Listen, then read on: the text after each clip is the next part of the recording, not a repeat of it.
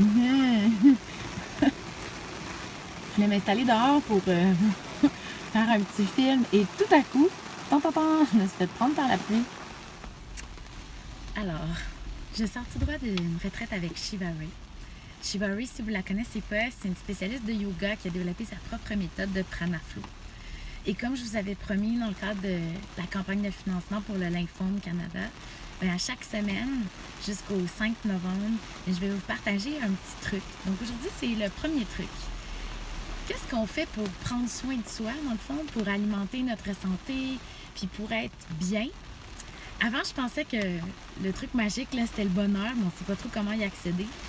Puis à force d'essayer d'atteindre ça, le bonheur, on dirait que ce qui est monté en moi comme étant la chose la plus importante, et ce qu'on a pratiqué tout le week-end, c'était l'ouverture du cœur. Et bon, pour ceux d'entre vous qui ne sont pas familiers avec ça, ça peut paraître un peu comme ésotérique ou un peu up there. Oui. Donc ça parlera à ceux qui sont rendus là dans leur cheminement. Mais ce que je me rends compte de plus en plus, c'est que pour être bien, profondément bien à l'intérieur de soi, la clé, et ce sur quoi on a le plus d'emprise, c'est en fait sur l'amour qu'on se donne à soi-même. Et puis Shiva Rea, c'est une femme qui vit ça vraiment profondément. Puis quand elle nous regarde dans les yeux, c'est incroyable comment on sent sa force, sa puissance, mais surtout son amour, sa générosité, son humilité.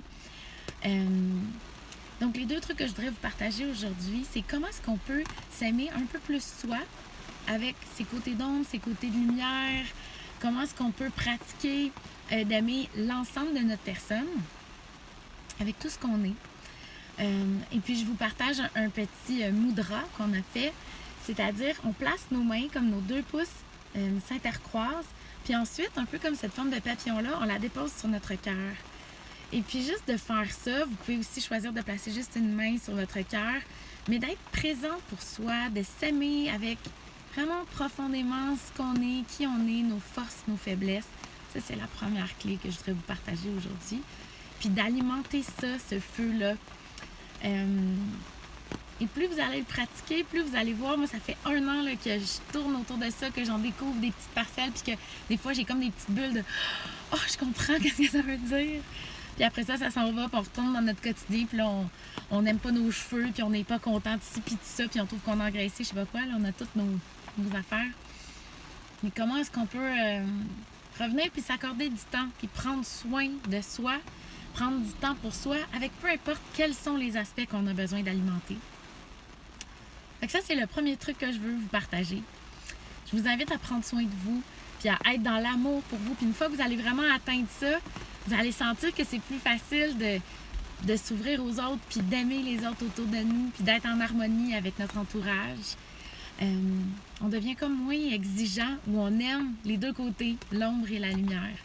Dans la prochaine vidéo, je vais vous partager une respiration qui nous permet de connecter avec ça. Donc, une vidéo par semaine d'ici le 5 jusqu'au 5 novembre. Donc, merci. Je vous encourage à donner au Lymphome, à Lymphome Canada. Vous trouverez en bas de cette vidéo le lien. Donc, merci et bonne pratique. À bientôt. Namasté. Je vous souhaite plein d'amour. Salut.